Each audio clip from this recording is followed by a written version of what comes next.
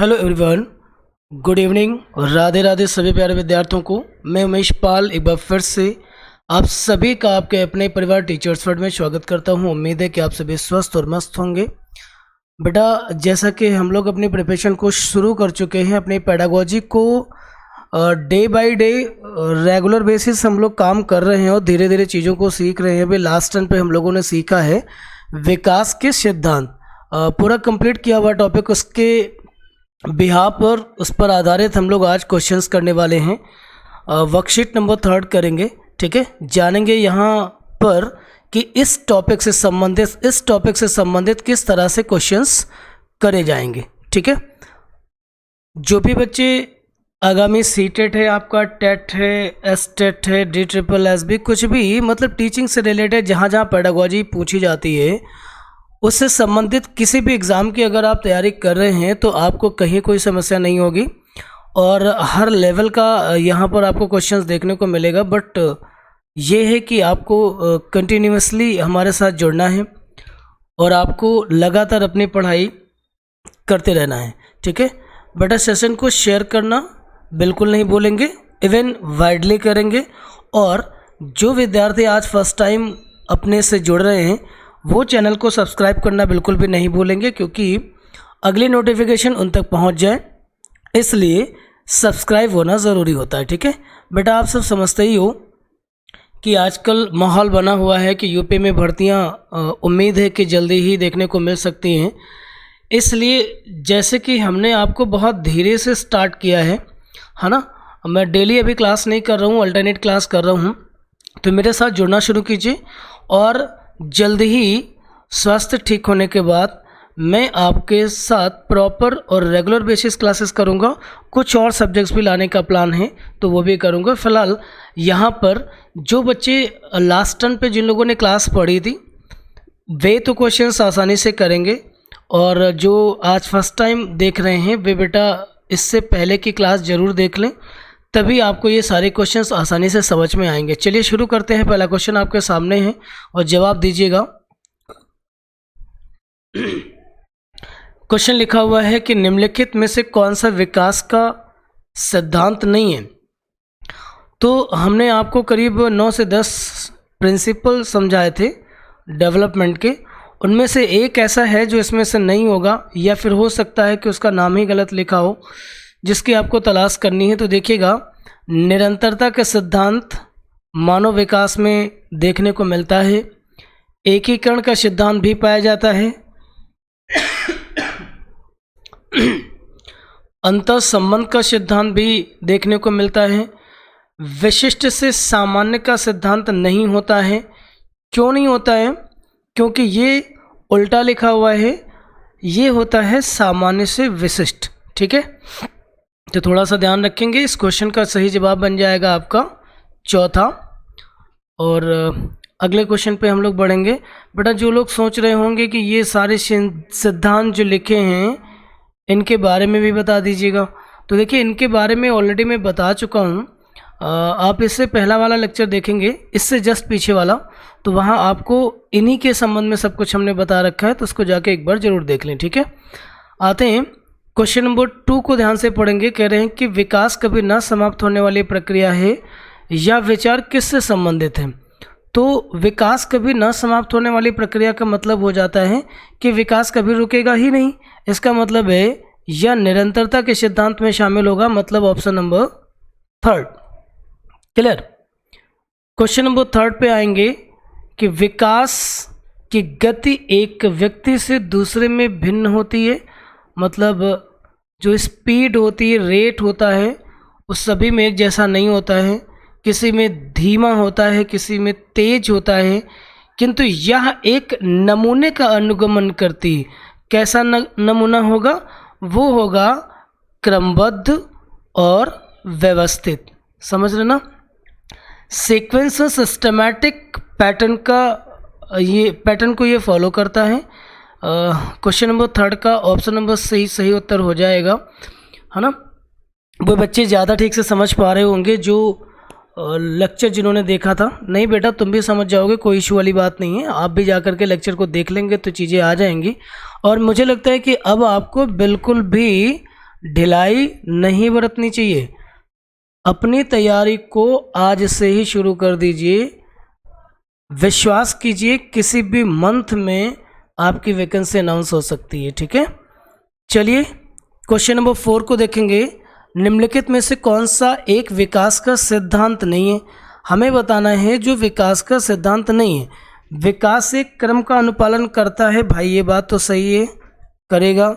जीवन पर्यंत चलता है, ये भी सही है। विकास सीधी रेखा में चलता है। विकास संशोधन योग्य होता है, हाँ। संशोधन समझ तो फ्लेक्सिबिलिटी, जिसमें चेंज हो, चेंजेबल हो। डेवलपमेंट चेंजेबल होता है। विकास सीधी रेखा में होता है, ये बात गलत लिखी है ना। विकास सीधी रेखा में नहीं होती है। विकास आपका स्पाइरल वे में होता है, ऐसे चलता है, ये स्पाइरल जाता है। ठीक है, सो विकास सीधी रेखा में नहीं होता है, इसलिए स्टेटमेंट ये गलत हो जाता है। क्वेश्चन नंबर 5 में जा रहे हैं हम लोग। बेटा बहुत ही इंपॉर्टेंट और महत्वपूर्ण क्वेश्चन सारे लिखे हुए हैं, मज़ा आ जाएगा। एक एक क्वेश्चन आपको सीधे परीक्षा में एज इट इज़ देखने को मिल सकता है। बस ये है कि ध्यान से पढ़ने की ज़रूरत है आपको। संकल्पनाओं की व्यवस्थित प्रस्तुति विकास के निम्नलिखित किन सिद्धांतों के साथ संबंधित हो सकती है? नोटिस कीजिएगा, फिर से क्वेश्चन को पढ़ेंगे। संकल्पनाओं की व्यवस्थित प्रस्तुति विकास के निम्नलिखित किन सिद्धांतों के साथ संबंधित हो सकती है? तो विद्यार्थी भिन्न दरों पर विकसित होते हैं, ठीक है। विकास सापेक्ष रूप से क्रमिक होता है, बिल्कुल सही जवाब लिखा हुआ है। हमको आगे पढ़ने की ज़रूरत ही नहीं पड़ेगी। ठीक है, क्वेश्चन नंबर 6 पर आ रहे हैं। मानव विकास कुछ विशेष सिद्धांतों पर आधारित होता है। निम्नलिखित में से कौन सा एक विकास का सिद्धांत नहीं है? ठीक है, तो हमें एक बार फिर से वो बताना है जो विकास के सिद्धांत में नहीं आता। जैसे कंटिन्यूटी विकास में देखने को मिलती है, सिक्वेंशलिटी ये भी आपको देखने को मिलती है, जनरल टू स्पेसिफिक ये पैटर्न विकास फॉलो करता है, रिवर्सिबिलिटी उसमें नहीं होती। सो ऑप्शन नंबर डी इस क्वेश्चन का बिल्कुल सही जवाब हो जाता है। चलिए क्वेश्चन नंबर 7 को ध्यान से देखेंगे। क्वेश्चन नंबर 7 पे लिखा हुआ है कि विकास के लिए निम्नलिखित में से कौन सा एक उचित है? मतलब विकास के संबंध में निम्नलिखित में से कौन सा कथन सबसे बढ़िया लिखा हुआ है, बस वो बताना है। ठीक है, विकास जन्म के साथ प्रारंभ होता है और समाप्त होता है।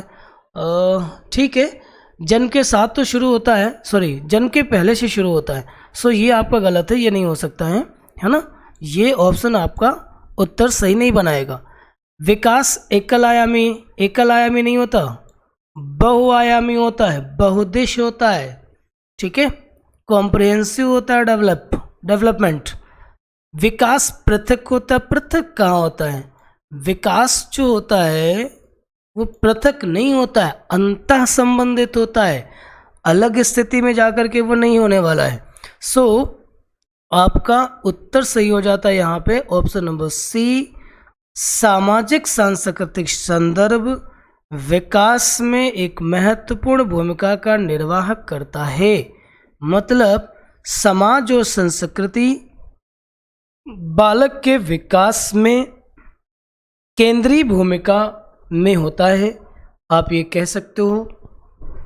इसलिए क्वेश्चन नंबर 7 का सही उत्तर बनता है ऑप्शन नंबर सी। आते हैं क्वेश्चन नंबर 8 पे लिखा हुआ है शीर्षगामी सिद्धांत विकास के किस क्षेत्र पर लागू होता है?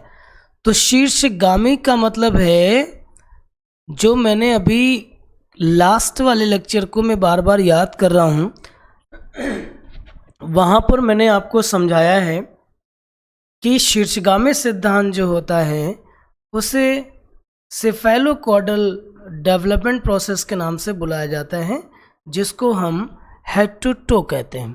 ठीक है, और एक डेवलपमेंट का टाइप होता है जिसको हम प्रॉक्सिमोडिस्टल बुलाते हैं। तो दोनों ही चीज़ों को मैंने वहाँ पे जाके एक्सप्लेन किया है और विद पिक्चर समझाने की कोशिश करी है। तो हम एक काम कर देंगे, वैसे बेटा प्लेलिस्ट बनी है, आप जाके वहाँ देख सकते हो। स्पेशल पेडागोजी बैच के नाम से आपका प्लेलिस्ट है, 2 ही प्लेलिस्ट हैं अभी तक, है ना। एक पिछले साल वाली है और अभी वाली है। और एक काम और कर सकते हो, मैं इस पिछले वाले लेक्चर का जो लिंक है वो मैं डिस्क्रिप्शन में दे दूंगा, इससे आपको ज़्यादा ढूंढने की ज़रूरत नहीं पड़ेगी। तो वहाँ देख लीजिएगा कि ये प्रॉक्सी मॉडिस्टल डेवलपमेंट और सेफेलोकॉडल दोनों में डिफरेंसेस क्या होते हैं। बेटा काफ़ी कोल्ड है तो थोड़ा सा दिक्कतें हैं, डिस्टर्बेंस मुझसे हो रही है थोड़ी सी, है ना, प्रॉब्लम तो बहुत ज़्यादा है। इच्छा तो नहीं थी क्लास करने का, लेकिन 2 दिन हो चुका था और क्लास कर नहीं पाए थे, हिम्मत ही नहीं हो पा रही थी। लेकिन चलो आप तक कोई मैसेज भी नहीं था तो हमने कहा चलो क्लास ही कर लेते हैं थोड़ा सा ना। तो चलिए क्वेश्चन नंबर 8 को देखते हैं। शीर्षगामी सिद्धांत विकास के किस क्षेत्र पर लागू होता है? गामक विकास। गामक विकास में ये लागू होता है ना। भाषा, संज्ञान और नैतिक विकास में लागू नहीं होता है। ठीक है, चलिए क्वेश्चन नंबर 9 को ठीक से देखेंगे। लिखा हुआ है कि निम्न में से विकास का कौन सा सिद्धांत गलत है? जो गलत है हमको वो बताना है। विकास में व्यक्तिगत भिन्नता पाई जाती है, बिल्कुल पाई जाती है, जिस पर हमने चर्चा करी है लास्ट वीडियो में बहुत अच्छे से। वहाँ मैंने लता मंगेशकर और सचिन तेंदुलकर 2 व्यक्तित्व के बीच की भिन्नता को मैंने स्पष्ट किया है। वहाँ पर विकास आकस्मिक घटनाओं का परिणाम है, ये बिल्कुल गलत लिखा हुआ है। मतलब इस क्वेश्चन का सही जवाब बन जाएगा कि विकास आकस्मिक घटना नहीं है, वो भैया निरंतर धीरे धीरे स्वतः चलता है, क्रमिक है, आकस्मिक नहीं है, सतत प्रक्रिया है, ये बात सही है। ठीक है, सो क्वेश्चन नंबर 9 का सही उत्तर बन जाता है सेकंड। अब देखिएगा क्वेश्चन नंबर 10 को ध्यान से देखेंगे। बच्चे फिल्मों में दिखाए गए हिंसात्मक व्यवहार को सीख सकते हैं। आप देखे होंगे क्वेश्चन क्या कहना चाह रहा है कि आपने नोटिस किया होगा कि कुछ छोटे बच्चे होते हैं ना, वो कभी बहुत थ्रिलर या फाइटिंग वाली मूवीज़ को देख करके उसी तरीके के एक्शन क्रिएट करते हैं, है ना। अपने मारपीट के दौरान वैसे ही हाथ पांव अपना चलाते हैं। तो इसी से रिलेटेड ये क्वेश्चन है। यह निष्कर्ष निम्नलिखित किस मनोवैज्ञानिक द्वारा किए गए कार्य पर आधारित हो सकता है? तो एक्चुअली ये बंदूरा का कॉन्सेप्ट था और नीचे मैंने आपको समझाने की कोशिश करी है। इस क्वेश्चन को समझने के लिए आप ज़रा यहाँ आ जाइए। ये है आपका सोशल लर्निंग थ्योरी, जिसे बंदूरा एंड वाल्टर्स के द्वारा दिया गया था। और सोशल लर्निंग थ्योरी में क्या समझाया गया है उसको ठीक से समझ लीजिए, फिर आपको ऐसे किसी प्रश्न का उत्तर देने में कभी कोई समस्या नहीं होगी। ठीक है, अब आप सोच रहे होंगे कि बड़े सर वो वर्कशीट के अंदर इसको डाल दिया इसलिए ना कि क्योंकि मुझे क्वेश्चन समझाना था। अगर मैं क्वेश्चंस को समझाना चाहता हूँ आपको ठीक से, तो फिर मुझे ये कॉन्सेप्ट आपको बताना ही होगा, इसलिए मुझे करना पड़ा ये। देखिएगा बंदूरा क्या बता रहे थे कि बंदूरा पहले तो पूरे कॉन्सेप्ट को समझ लेते हैं, है ना, कि ये सोशल लर्निंग थ्योरी क्या होती है। बंदूरा का मानना ये था, भाई कुछ मनोवैज्ञानिक ये मान रहे थे कि बच्चे जो होते हैं समाज से बहुत ज़्यादा सीखते हैं। ठीक है, तो बंदूरा ने सोचा क्या इतना सच है, समाज में किन किन चीज़ों से या किन किन तत्वों से वो सीख सकते हैं। तो आपने ध्यान दिया होगा, इसको मैं ऐसे समझा सकता हूँ फिलहाल अभी इनफॉर्मल तरीके से, है ना, कि जैसे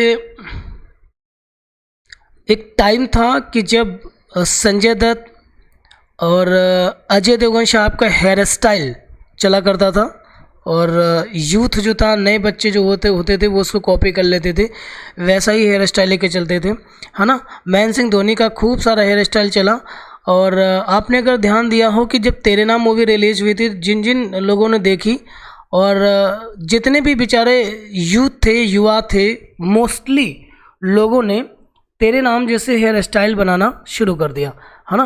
कहने का मतलब ये है कि हमारे समाज में जो कुछ भी घटित होता है उससे कहीं ना कहीं हमारी नन्ही पीढ़ी उससे प्रभावित होती है, उन चीज़ों को सीखती है और उसे अपनाना भी शुरू कर लेती है। तो इसी के संबंध में वो बता रहे हैं कि बंदूरा ने कहा कि व्यक्तित्व विकास में सामाजिक परिवेश पूर्ण सहायक है। मतलब हमारे समाज में जो कुछ भी हो रहा होता है उससे हम बहुत ज़्यादा सीखते हैं। इन्हें मॉडल्स की भूमिका को महत्वपूर्ण माना गया। आपने ध्यान दिया होगा कि बहुत सारे लोग अमिताभ बच्चन जैसा रूप बना के घूमते हैं, है ना, सलमान जैसा रूप बना के घूमते हैं। मतलब हर किसी की ज़िंदगी में कोई ना कोई रोल मॉडल ज़रूर होता है। कुछ बच्चों के का रोल मॉडल उनका अपना अध्यापक होता है, किसी की माताजी होते हैं, किसी के पिताजी होते हैं, किसी के भैया होते हैं ना। तो मतलब मॉडल्स की भूमिका तो है, ठीक है, किसके लिए? लर्निंग के लिए। हम किसी और के जैसा होना चाहते हैं, ठीक है। इसे सिद्ध करने के लिए उन्होंने अपने प्रयोग बच्चों को फिल्म दिखाकर किया एवं अपनी पुस्तक में बोबो डॉल का उदाहरण दिया। अब आप समझिएगा इन्होंने फिल्म क्या दिखाई थी, उस चीज़ को मैं समझा रहा हूँ, ठीक है। फिल्म उन्होंने ये दिखाई है, उन्होंने एक 15 मिनट की क्लिप को 5-5 मिनट के 3 भागों में विभाजित कर दिया और जिन बच्चों पर प्रयोग कर रहे थे उनको 3 भागों में विभाजित कर लिया, है ना। Team number A, B, C मान लो बना लिया उन्होंने। तो मूवी का जो फर्स्ट पार्ट था वो टीम नंबर A को दिखाते हैं, जिसमें जो हीरो होता है वो बहुत ही आक्रामक व्यवहार करता है, जिसके लिए समाज के द्वारा उसे दंडित किया जा रहा होता है, ठीक है। और दूसरे वाले सेक्शन में सेम बिहेवियर के लिए उसे समाज के द्वारा बहुत ज़्यादा प्रशंसा करी जाती है कि नहीं तुम्हें ये किया जाना चाहिए, उसको पुरस्कार दिया जाता है। तीसरे वाले में समाज के द्वारा कोई रिएक्शन ही नहीं होती है ना। तो बच्चे सर्वाधिक उसे अपना लेते हैं, मतलब जिसमें उसकी प्रशंसा करी गई थी, उसे पुरस्कार मिला था। तो कहने का मतलब ये है कि बच्चे देख रहे हैं कि समाज ने किसे पुरस्कृत किया, मतलब समाज के द्वारा किस व्यवस्था को बढ़ोतरी दी गई, बढ़ावा दिया गया, उसे वो अपना रहे हैं। इसी को ध्यान में रखते हुए इन तीनों समूह के बच्चों को एक बड़े से हॉल में, जहाँ पे बहुत सारी डॉल रखी थी, वहाँ पर उनको लेके जाते हैं, जिसमें से एक बोबो डॉल था जो बहुत ही डेंजरस दिखने में थी, है ना। तो बच्चे ले जाते हैं और बच्चे मतलब बच्चों का सर्वाधिक जो समूह होता है, संख्या जो होती है, वो बोबो डॉल को उतार के पीटते हैं, क्योंकि दिखने में बहुत ही खतरनाक दिख रही थी। इससे ये पता चलता है कि बच्चों ने किसे सर्वाधिक अपना लिया, है ना, कि समाज ने जिसे अवॉइड किया या समाज ने जिसे पुरस्कृत किया, ठीक है। मतलब ये है कि इसे एक तरीके से हम ऑब्जर्वेशनल लर्निंग भी कहते हैं, ठीक है। अब यहाँ पे कुछ प्रक्रिया भी बताई गई है कि सामाजिक अधिगम होती कैसी है, प्रोसेस ऑफ सोशल लर्निंग। ऐसा नहीं कि समाज में जो कुछ भी आप देख रहे हो सब सीख लोगे, समझ रहे हो। हम अपने आसपास देखते बहुत कुछ हैं, तो क्या सब कुछ सीख लेते हैं? संभव ही नहीं है। हम सीखेंगे वही जिसे इस प्रोसेस से गुजारेंगे। बहुत ध्यान से समझिएगा, मतलब प्रोसेस ऑफ सोशल लर्निंग, हम समाज से वही सीखते हैं जिनमें हम इससे गुजारें, ठीक। ये क्या है? पहला देखिएगा अटेंशन प्रोसेस।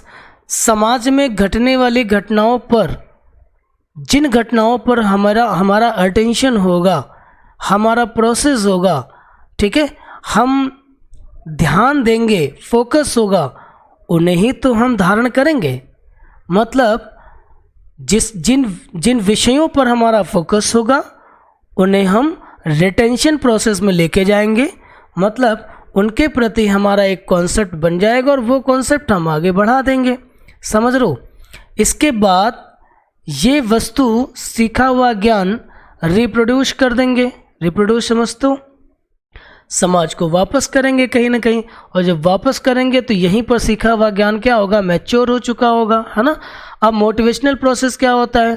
कई बार यही चीज़ें हमें मोटिवेट भी करती हैं, और या यूँ समझ लीजिए कि इस व्यवस्था को बनाए रखने के हमको मोटिवेशन की आवश्यकता तो होगी ही होगी। कहने का अर्थ ये हो जाता है कि समाज में हम अपने चारों ओर देखते तो सब हैं, सुनते सब हैं, प्रभावित सभी से होते हैं, लेकिन हम सीखेंगे वही जिस पर हमारा अटेंशन होगा, जिस पर उसके बाद हम रिटेंशन करेंगे, जिससे हम रिप्रोड्यूस करेंगे, वही चीज़ें हमारी मेमोरी में जाकर के स्थायी रूप में इकट्ठा हो जाएंगी और फिर वो हमारे व्यवहार का एक हिस्सा बन जाएगा। उम्मीद है बात आपको समझ आ गई होगी। तो ज़्यादा कुछ अगर आपको नहीं याद रखना है तो आप इतना याद रख सकते हो कि जो प्रोसेस ऑफ सोशल लर्निंग है वो आपका 4 लेवल से होकर के गुजरेगा, ठीक है।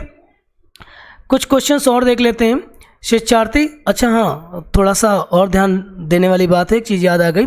आपने ध्यान दिया होगा कि मूवी में 4-5 गाने होते हैं, है ना।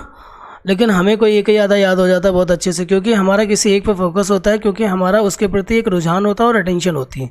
ठीक, मूवी में पूरी मूवी आपके 1.5 से 2 घंटे चल रही होती है, लेकिन कोई ना कोई सीन ऐसा हो जाएगा जो आप याद कर जाओगे, मतलब पूरा दिमाग में सेट हो जाएगा।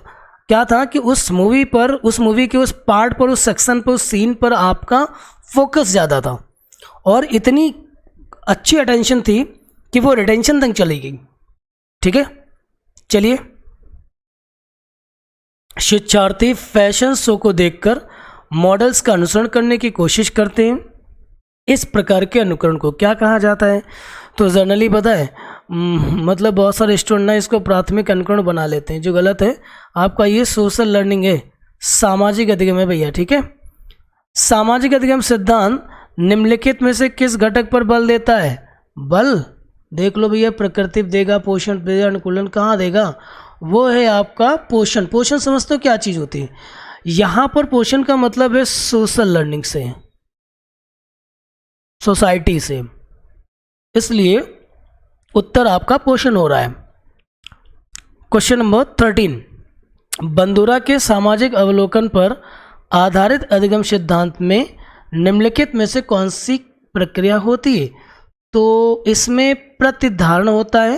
प्रतिधारण को रिटेंशन ही कहा जाता है, परेशान मत होइएगा, बात वही उन्होंने पूछ ली जिसके स्टेप्स यहाँ पर उन्होंने बताई। जो धारणात्मक प्रक्रिया है ना, रिटेंशन, इसी को प्रतिधारण भी कहा जाता है। ठीक है, तो भूल मत जाइएगा, ये क्वेश्चंस बहुत पूछे जाते हैं बच्चा। चलिए, आज की क्लास तो मुझे यहीं तक रखनी थी, मैंने आपको 13 क्वेश्चन टोटल करा दिए हैं based on principle of development. तो जो डेवलपमेंट के प्रिंसिपल्स थे उस पर आधारित हमने सारे क्वेश्चंस करा दिए हैं और एक नया सिद्धांत भी बता दिया है जिसको सोशल लर्निंग थ्योरी के नाम से जानते हो। यहाँ से क्वेश्चन जरूर बनता है। ठीक है बेटा, आपके 5 नंबर कहीं नहीं जाएंगे, मैं वादा करता हूँ। आप बहुत ठीक से बस चीज़ों को पढ़ लीजिएगा, बस इतना कीजिएगा। अगर आप नहीं पढ़ेंगे, नहीं सीखेंगे तो समस्या होगी भैया। देखो, याद रख के तो आप ही को जाना होगा, है ना।